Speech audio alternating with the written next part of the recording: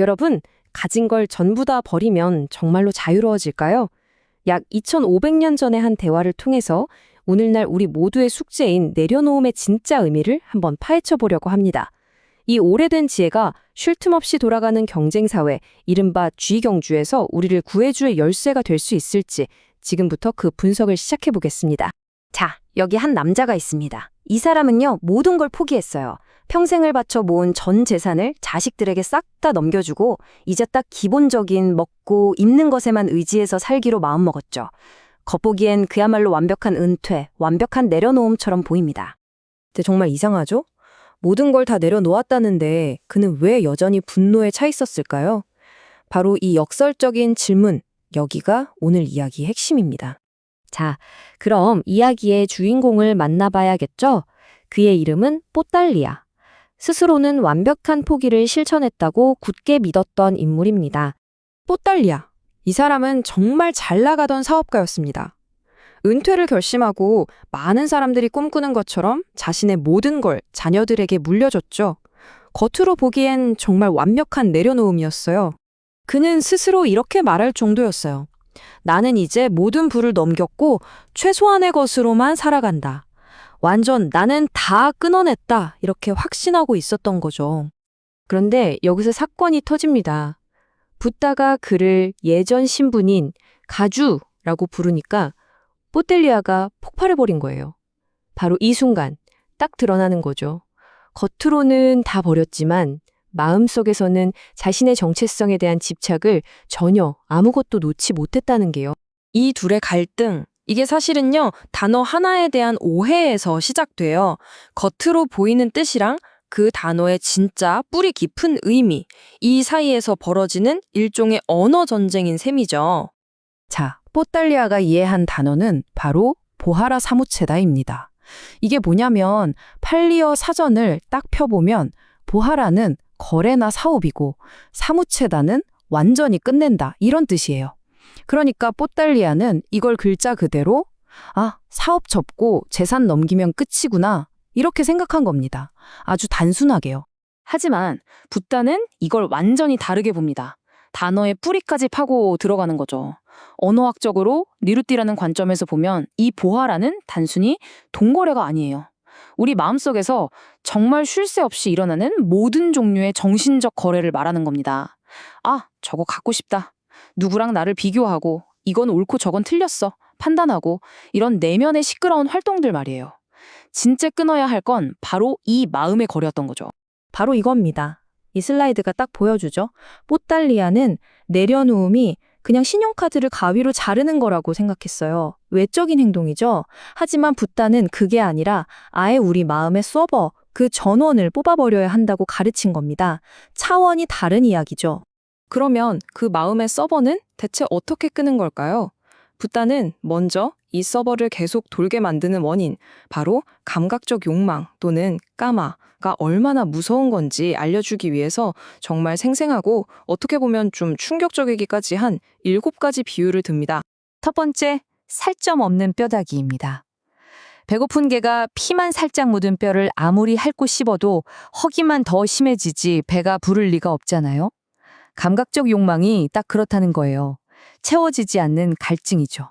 두 번째는 고기 덩어리예요. 생각해보세요.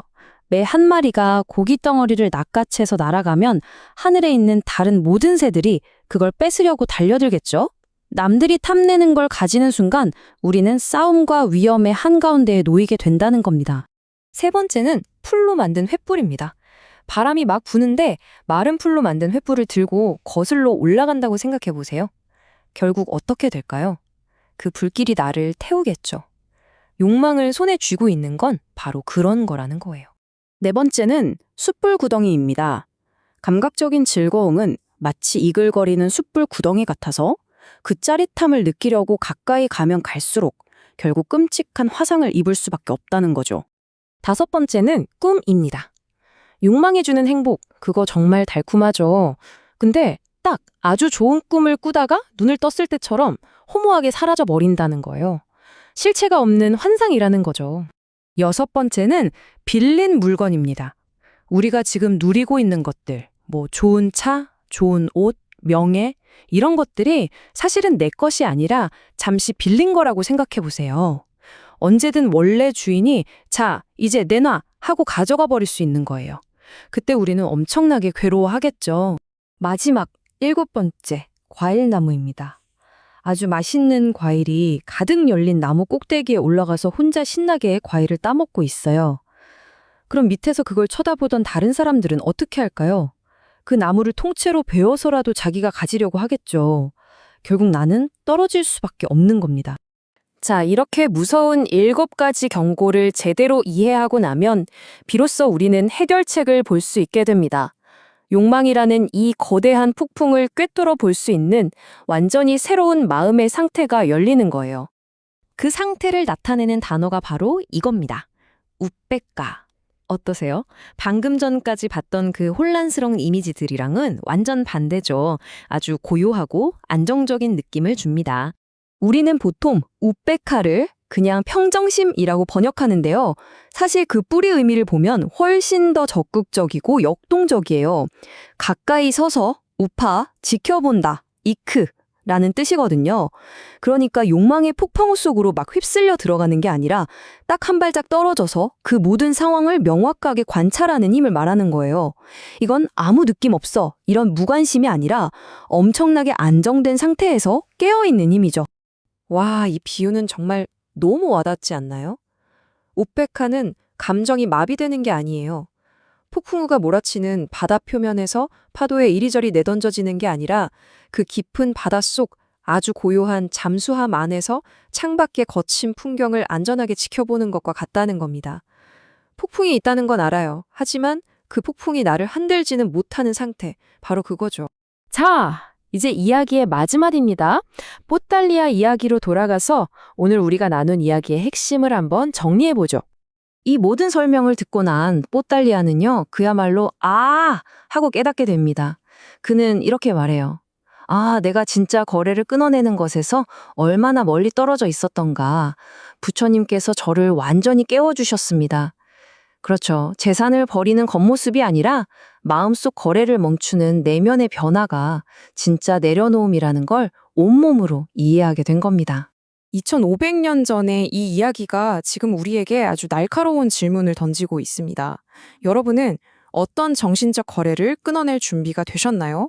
어쩌면 우리가 진짜로 버려야 할 것은요, 통장 잔고나 물건이 아니라 우리 머릿속에서 단 1초도 쉬지 않고 찍히고 있는 이 끝없는 거래 내역일지도 모릅니다.